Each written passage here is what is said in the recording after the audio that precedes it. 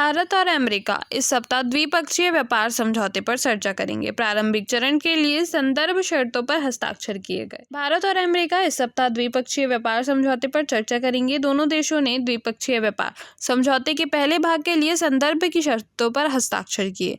नई दिल्ली में मीडिया को जानकारी देते हुए वाणिज्य एवं उद्योग सचिव सुनील बर्थवाल ने कहा कि दोनों पक्ष परस्पर लाभकारी बहुक्षेत्रीय द्विपक्षीय व्यापार समझौते की दिशा में अगले कदमों पर मोटे तौर से सहमत हो गए हैं, जिसका लक्ष्य इस वर्ष के अंत में इसके पहले चरण को अंतिम रूप देना है। विदेश मंत्री डॉक्टर एस जयशंकर ने कहा कि पूर्वोत्तर क्षेत्र कई प्रमुख भारतीय नीतियों के केंद्र में है।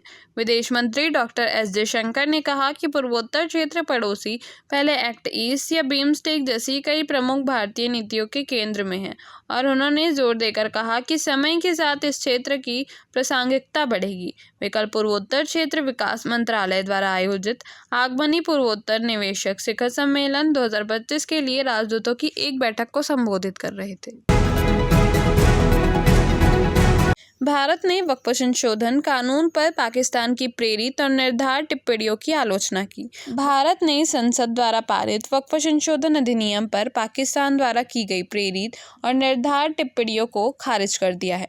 वक्फ विधेयक पर पाकिस्तान द्वारा की गई टिप्पणियों के बारे में मीडिया के सवालों का जवाब देते हुए विदेश मंत्रालय के प्रवक्ता रणधीर जायसवाल ने कहा कि पाकिस्तान को भारत के आंतरिक मामले पर टिप्पणी करने का कोई अधिकार नहीं है।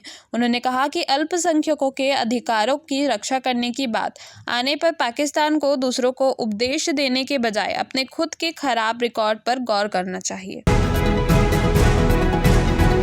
वित्तीय वर्ष 2024-25 में राष्ट्रीय जलमार्गों पर माल यातायात 145 मिलियन टन से अधिक के रिकॉर्ड उच्च स्तर पर पहुंच जाएंगे।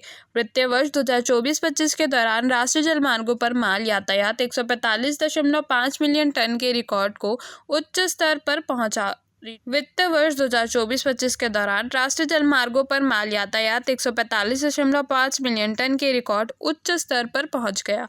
बंदरगाह, जहाजरानी और जलमार्ग मंत्रालय ने कल एक बयान में यह जानकारी दी। मंत्रालय ने कहा कि पिछले वित्त वर्ष में राष्ट्रीय जलमार्गों पर माल यातायात 20.86% की चक्रवृद्धि वार्षिक वृद्धि पर दर्ज की गई है।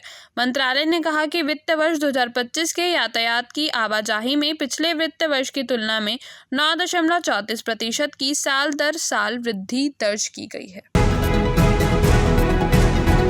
पेरू में आईएसएफ विश्व कप के पहले दिन निशानेबाजी में भारत की सुरुचि सिंह ने स्वर्ण और मनु भाकर ने रजत पदक जीता। भारतीय निशानेबाज ने आईएसएफ विश्व कप में अपने अभियान की शानदार शुरुआत की और पहले दिन स्वर्ण, रजत, कांस्य पदक जीते। महिलाओं की 10 मीटर एयर पिस्टल स्पर्धा में युवा सनसनी सुरुचि सिंह ने ओलंपिक पदक विजेता हमवत मनु भाकर को हराकर स्वर्ण पदक जीता, जिन्हें रजत पदक से संतोष करना पड़ा।